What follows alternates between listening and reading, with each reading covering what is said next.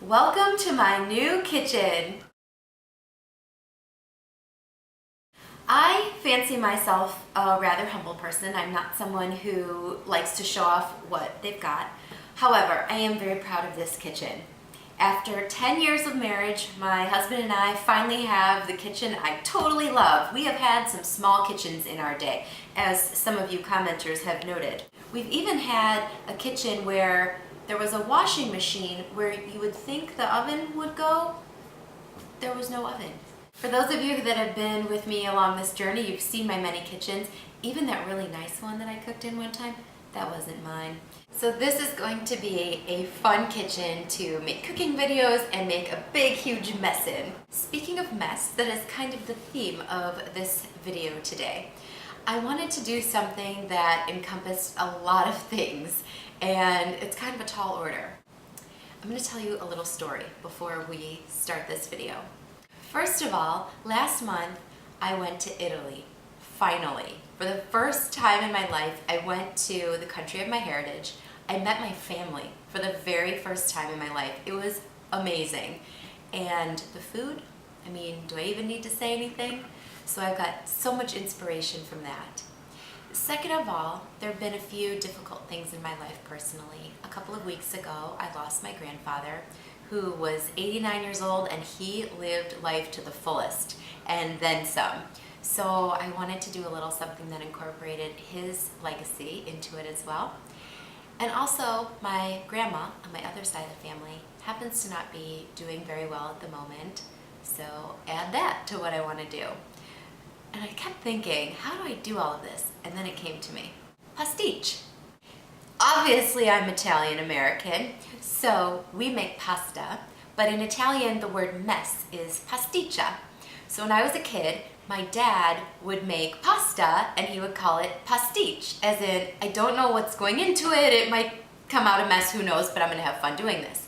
My grandma always used to correct him and say that no, pasta and pasticcia are not the same just because they sound alike. She didn't get that he was making a play on words. But that is one of my fondest memories growing up because it's kind of a metaphor for life if you think about it. You might make this big, huge mess and have fun doing it, but isn't that kind of what life is, a big, beautiful mess? Similarly, my grandpa, my dad's dad, my not Italian grandparent, he was Polish, had a recipe that he called a garbage can robin recipe, which meant that you basically had to take anything that was in the fridge and find a way to use it before it ended up in the garbage can. So this is what I'm doing today. I have not planned anything. It's just like any other day that you might have or that any normal person has. They come home, not sure what's in the fridge, gotta find a way to make dinner, and that's what I'm gonna do today. I mean, I have some general ideas of what I normally keep on hand and what I like, but I have no idea what's gonna come together. But if there is one thing I do know how to do, it's pasta. It's in my bones. So as we go along, I'll give you some foolproof tips that you can follow to make a good pasta regardless of what you have on hand. But otherwise, I have no idea what we're gonna make today, and that's the fun of it. It's a little tribute to my Italian heritage, my grandpa, my grandma, and my dad. So let's make a pastiche. All right, I have no idea what I'm gonna find when I get in here, but let's get some ingredients. All right, since I like a lot of veg in my pasta, I see kale. We're gonna do kale. You could definitely do spinach instead, any leafy green. And then I try to keep garlic and onions on hand, so I definitely see an onion in here. Garlic and onions, can't go wrong. If that's all you have, you're good. And then I see these little cherry tomatoes. There's about 6 of them. Let's use them up. Now I know this show is vegan and vegetarian, so if you don't like cheese, you can leave it out, but I always like to top my pasta with a little pecorino romano. And then I'm thinking all of this, some nice veg, some nice pasta. I'm gonna do some white wine. I think that should do it. So first things first, I know I'm making pasta. I need to get a pot of water boiling. As one of you was so kind to point out, I shouldn't use tap water. I know that, but hey, this is everyday life. I didn't have enough filtered water. Basic number 1, always salt your water. This is the only chance to flavor the noodles themselves. Second basic, almost every pasta dish I make starts with sauteed onions. So I get a low to medium low flame going, just circle the olive oil in the pan, and then we're gonna sweat the onions. You don't wanna cook them at a high heat because they'll just burn right away. As I mentioned, onions and garlic are the most awesome base for pasta, but I'm gonna do the onions first. They cook a little slower than the garlic. If you put them in at the same time, the garlic will burn and the onions will still be cooking.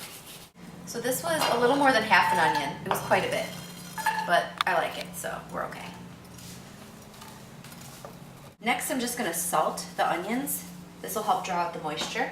Basic number 3, wooden spoon or spatula. Italian food always tastes better if you use a wooden utensil. And I'm just gonna let those do their thing. Next, I'm just gonna smash up some garlic, get that ready to go. I always like my garlic finely minced. You could use garlic powder, don't you? And then I've got these tomatoes that were just kind of hanging around. I wasn't sure what else to do with them if they didn't go in a salad. And I like, when I've got little cherry or grape tomatoes, to just have them, and then they'll, get smaller when you cook with them.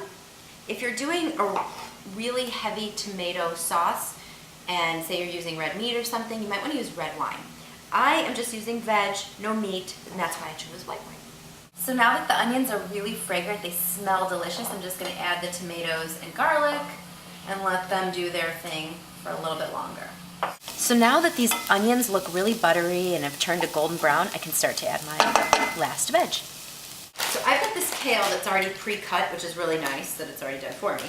But it's a really thick green, so it's going to take some time to wilt down. If you've got spinach, it'll cook really fast. You won't need to exactly do what I'm about to do.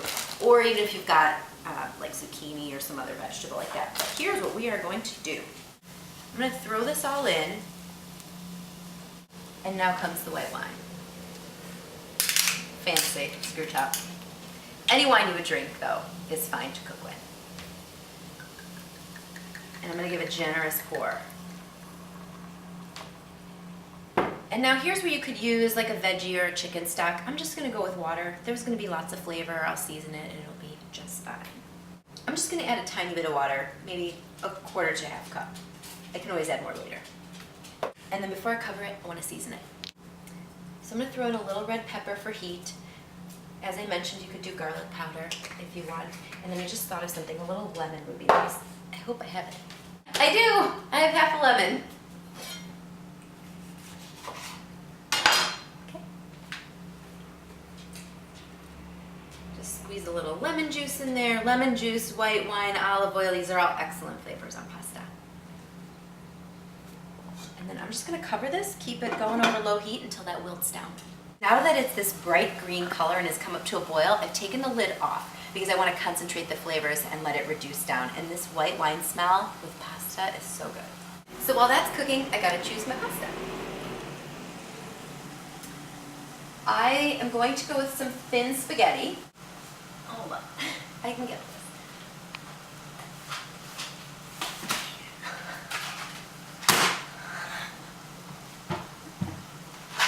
Who needs a step stool?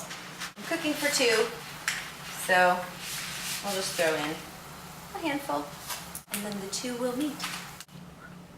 Tip number 4, al dente. So it's got the tiniest bit of bite, but not crunch. Before I drain this, tip number 5, stay there.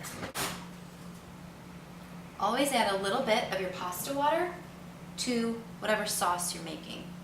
The starch will help the sauce and the pasta bind together. We're just going to drain this really quickly.